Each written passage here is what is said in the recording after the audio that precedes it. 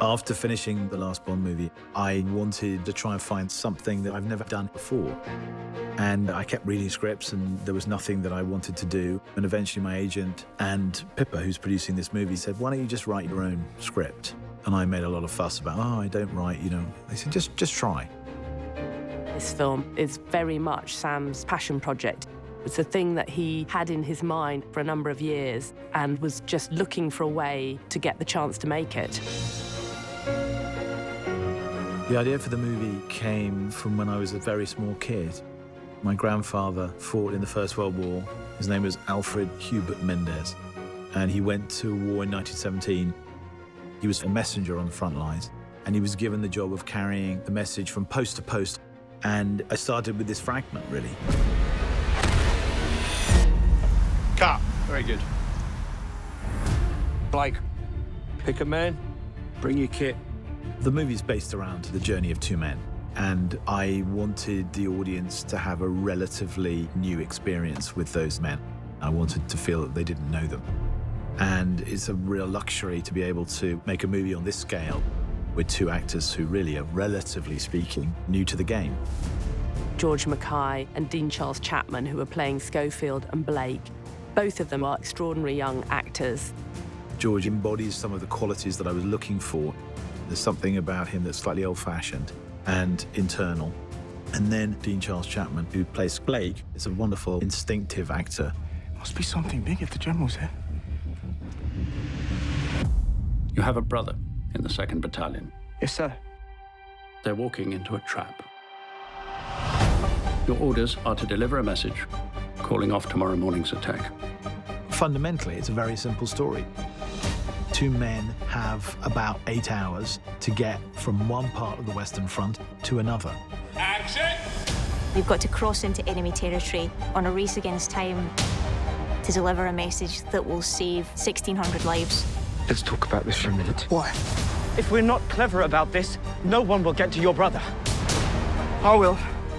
Blake is the heart of the film. It's Blake's love for his brother which accelerates the story and gets them moving. Come on! In many ways, the movie's about that friendship and what happens to it. They help each other, but in ways they don't really fully comprehend. If you don't get there in time, it will be a massacre. Good luck. From the very beginning, I felt this movie should be told in real time.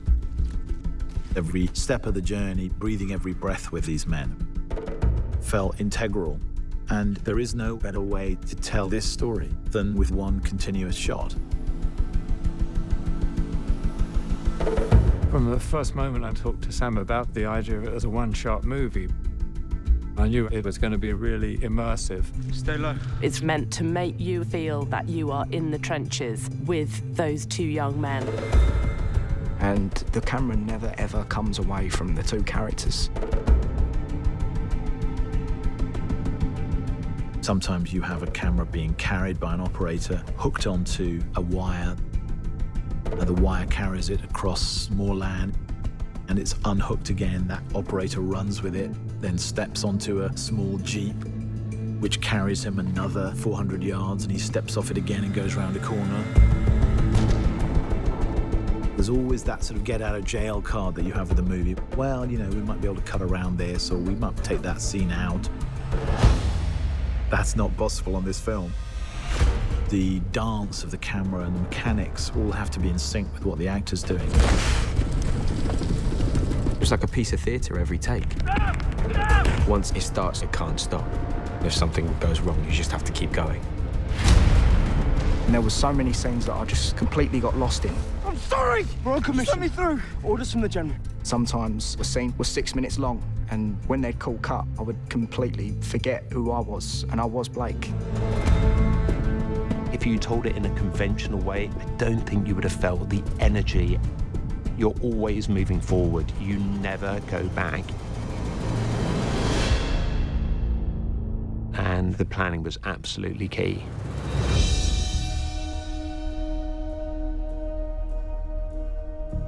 The challenges of prepping this movie are the challenges of prepping a normal movie times about 5.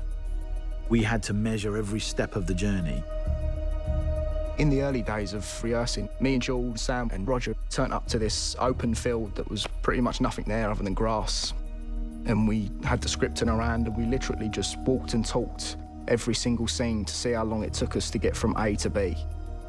The scene has to be the exact length of the land, and the land cannot be longer than the scene, and the scene cannot be longer than the land. And so you have to rehearse every line of dialogue on location. And that's where it overlaps with doing theatre, because the world has to be crafted around the rhythm of the script. We had a lot of group conversations about the sets, whether it was over models or illustrations that Dennis had done. We wanted to understand the physicality of what we had to build. We built over a mile of trenches. To dig it was quite a task. When we were digging, we were still doing rehearsals, we were still staking out the trench lengths so that we could hone in the exact distances that we needed. You almost have to change the way you think about how we view movies as a viewer and how we make movies as a filmmaker. The art department, more than anyone, has been really affected just figuring out the scale of how large these sets need to be. It's a highly choreographed piece, so every inch has to be accounted for. It was an amazing amount of work. Every place that we went was a magnitude of problems to solve. You have all these locations that are basically just ground, and you have to create something out of it.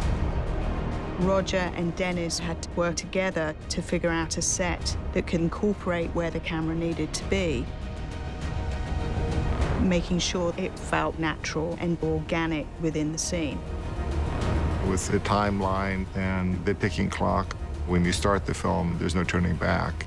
And the myriads of problems that come up, everything will hit you, and everything did hit us in order to create the spaces that we did. Let's go back to 1. This film does not take place in a series of interiors. This is endless exteriors. No location ever repeats, so you're constantly moving through landscapes. Being such an exterior movie, we're very dependent on the light and the weather. And we kind of realized, well, for a start, you can't really light it. Action. Because, you know, if you were running down a trench and turning around 360 degrees, there's nowhere to put a light anywhere. And because we were shooting in story order, we have to shoot in cloud to get the continuity from scene to scene. So some mornings, the sun would be out and we couldn't shoot. So we would rehearse. And we're rehearsing. And then we'd be waiting around, everyone with their eyes up in the sky, trying to see how long it'd take for the sun to move behind the cloud. And as soon as it comes over, you've got this 5-minute window. Everyone would be like, come on, go, go, go. Go, go, go! So you are also in the lap of the gods.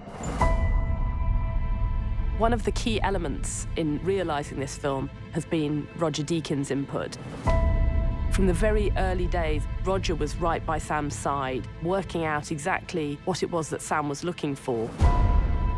Anytime I shoot a film, I want to put the audience in this world. Whether it's a fantasy world or a real world like 1917. There's a scene where they had all these flares going up over the top of the town, and those flares were lighting the whole scene. So we needed to figure out how much time the flares needed to be in the air to get the look we were after. They had this model where they were testing which way the shadows moved. What was key was the way the light fell through the windows to create the shadow and the layers of light. It almost feels like the ground beneath his feet is moving because the light is moving. There's something nightmarish about it and strange. What Roger Deakins has done with this film is amazing. Some of the camera work just blew my mind.